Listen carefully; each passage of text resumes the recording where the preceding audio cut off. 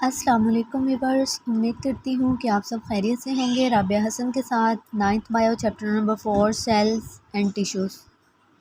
आज हम चैप्टर 4 का टॉपिक डिस्कस करेंगे, differentiate between prokaryotes and eukaryotes. तो गाइस, ये बहुत ही इम्पॉर्टेंट है, शॉर्ट क्वेश्चन के लिहाज से भी और एज अ लॉन्ग क्वेश्चन भी ये बहुत इंपॉर्टेंट है। ठीक है, सबसे पहले आपको इसमें डिफरेंस बताऊँगी कि मेजर जो डिफरेंस है प्रोकैरियोट्स और यूकैरियोट्स में वो क्या होता है। देन आपको बताऊंगी इसके लिखने का तरीका, ठीक है, कि किस मेथड से आप इसको लिखेंगे, सीक्वेंस क्या रखेंगे आप लोग इसमें, और देन डायग्राम के ज़रिए मैं आपको समझाऊंगी कि ये सेल जो है वो प्रोकैरियोट है और ये यूकैरियोट है। सो गाइस, हम स्टार्ट करते हैं अपना टॉपिक। और टॉपिक को स्टार्ट करने से पहले मैं आपसे रिक्वेस्ट करती हूँ कि प्लीज़ आप चैनल को सब्सक्राइब करें, बेल आइकन को प्रेस करें, वीडियो को लाइक करें ताकि आने वाली वीडियोस आप तक पहुंचती रहें, और वीडियो को प्लीज़ कंप्लीट देखें। और जो व्यूवर्स मेरे चैनल पे न्यू हैं उनसे भी रिक्वेस्ट है कि प्लीज़ वो चैनल को सब्सक्राइब करें। So guys, now we will start differentiate between prokaryotes and eukaryotes. You know very well, मैंने अपने पहले लेक्चर में भी आपको बताया था कि प्रोकैरियोट्स और यूकैरियोट्स में जो मेजर डिफरेंस है वो होता ही न्यूक्लियस का है। ठीक है, न्यूक्लियर मेम्ब्रेन का इनमें डिफरेंस है, न्यूक्लियस का इनमें डिफरेंस है।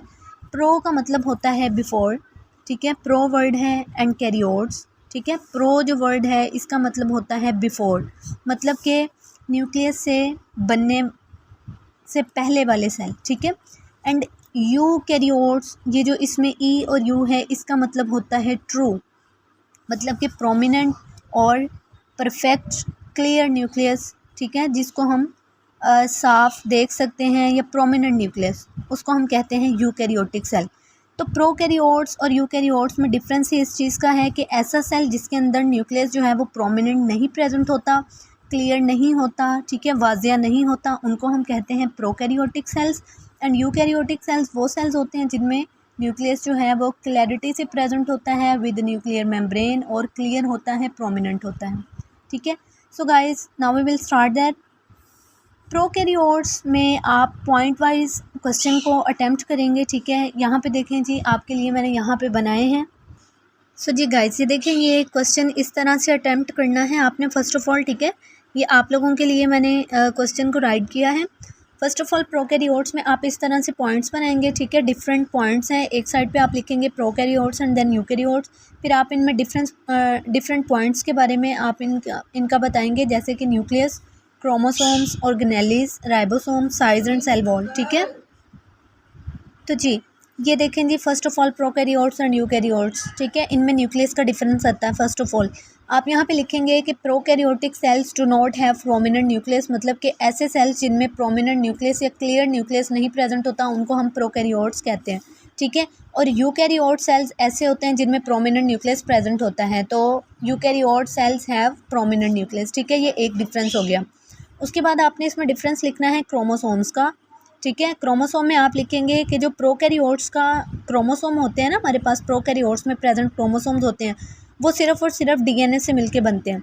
ठीक है, और जो यूकैरियोट्स के क्रोमोसोम्स होते हैं वो डीएनए और प्रोटीन दोनों से मिलके बनते हैं। ठीक है, तो ज़्यादा बेस्ट जो क्रोमोसोम हैं वो यूकैरियोट्स के होते हैं। ठीक है, और दूसरी बात, जो प्रोकैरियोट्स का क्रोमोसोम होता है ना, वो साइटोप्लाज्म के अंदर ही फ्लोट करता रहता है, तैरता रहता है। ठीक है, तो आप क्रोमोसोम का इस तरह से लिखेंगे कि their chromosome consist of DNA only and is float in cytoplasm, मतलब कि साइटोप्लाज्म के अंदर क्या है जी, तैरते रहते हैं।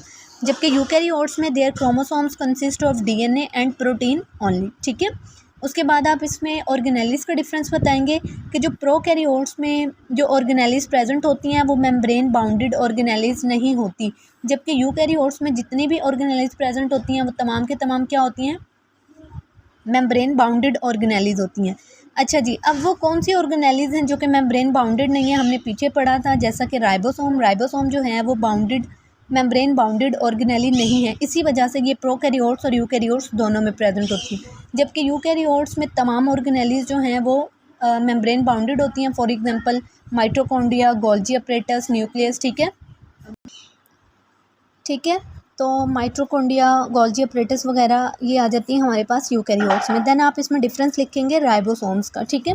Ribosome you know very well के नॉट मेम्ब्रेन बाउंडेड ऑर्गेनेली है, तो ये प्रोकैरियोट्स और यूकैरियोट्स दोनों में प्रेजेंट होती हैं, ठीक है। लेकिन जो इनमें फ़र्क आ जाता है ना राइबोसोम में, प्रोकैरियोट्स और यूकैरियोट्स में, वो इनके साइज़ का आता है, ठीक है। जो प्रोकैरियोट्स के राइबोसोम्स होते हैं ना, वो छोटे होते हैं साइज़ में, जबकि जो यूकैरियोटिक सेल के राइबोसोम्स होते हैं वो प्रोकैरियोटिक सेल के राइबोसोम्स की निस्बत बड़े होते हैं, लार्जर होते हैं, ठीक है। तो आप प्रोकैरियोट्स में लिखेंगे the ribosomes of prokaryotic cell are smaller in size while the ribosomes of eukaryotic cell are larger in size, ठीक है। उसके बाद आप साइज़ का बताएंगे कि प्रोकैरियोटिक सेल का खुद का साइज़ कितना होता है और यूकैरियोटिक सेल जो है उसका साइज़ कितना होता है। तो सेम एज़ इट इज़, जैसे हमने राइबोसोम का डिफरेंस किया, इसी तरह प्रोकैरियोटिक और यूकैरियोटिक जो सेल हैं उनका अपना डिफरेंस होता है, ठीक है। जो प्रोकैरियोटिक सेल्स होते हैं ना, वो यूकैरियोटिक सेल से तकरीबन 10 गुना छोटे होते हैं, ठीक है। प्रोकैरियोटिक सेल का जो साइज़ होता है वो छोटा होता है, जबकि यूकैरियोटिक सेल जो होते हैं वो साइज़ में बड़े होते हैं। 10 गुना बड़े होते हैं यूकैरियोटिक सेल्स और 10 गुना ही छोटे होते हैं प्रोकैरियोटिक सेल यूकैरियोटिक सेल से, ठीक है। तो आप इसको लिखेंगे prokaryotic cells are 10 times smaller than eukaryotic cell and eukaryotic cells are 10 time larger than prokaryotic cell, ठीक है। उसके बाद है जी सेल वॉल का डिफरेंस प्रोकैरियोट्स में और यूकैरियोट्स में। तो जो सेल वॉल होती है ना प्रोकैरियोट्स की, वो पेप्टाइडोग्लाइकन से मिलके बनती है, ठीक है। किससे मिलके बनती है? पेप्टाइडोग्लाइकन से।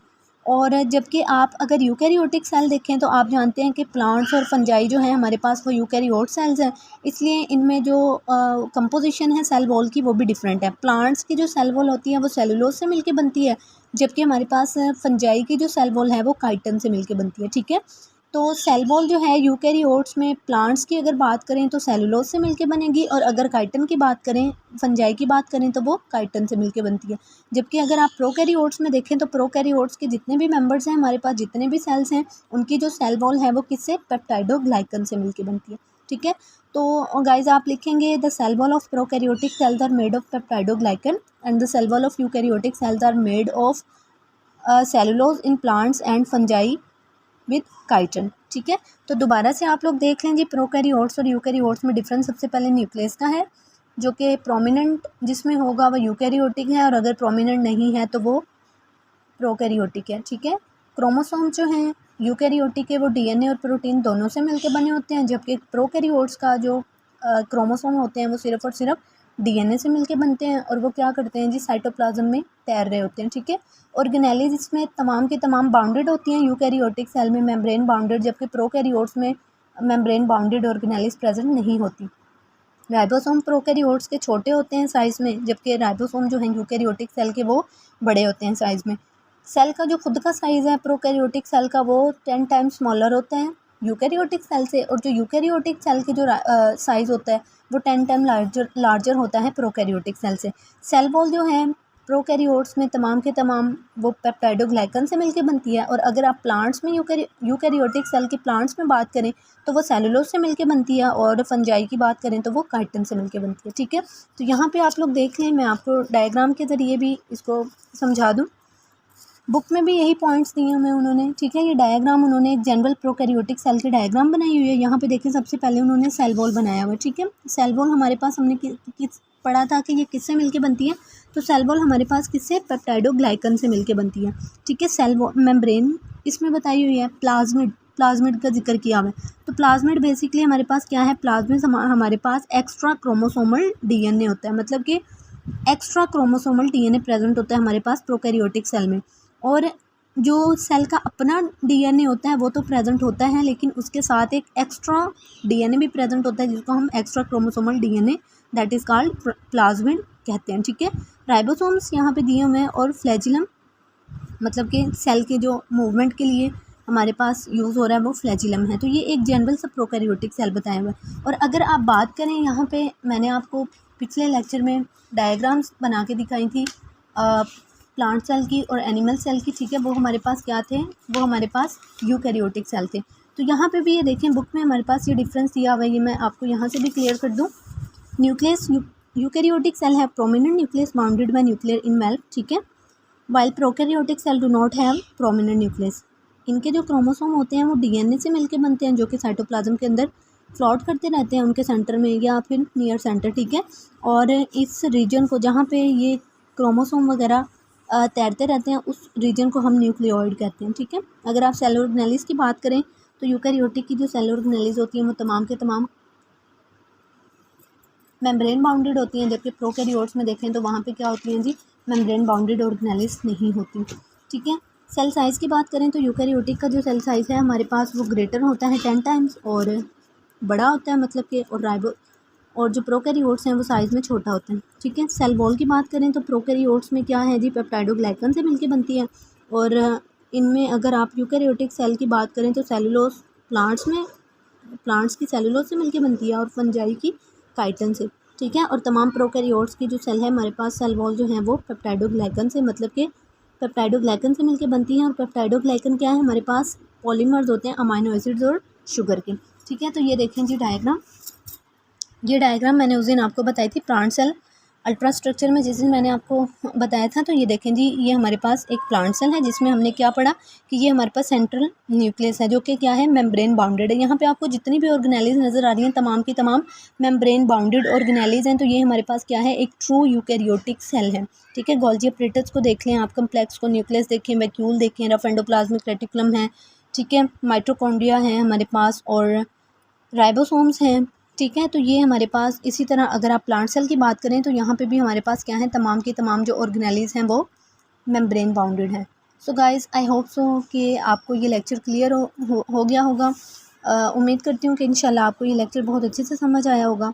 सो please guys subscribe my channel, press the bell icon और मेरी वीडियोज़ को लाइक करें, मुझे सपोर्ट करें ताकि मैं ज़्यादा से ज़्यादा वीडियोस बना के अपलोड करूं आप लोगों के लिए, ठीक है।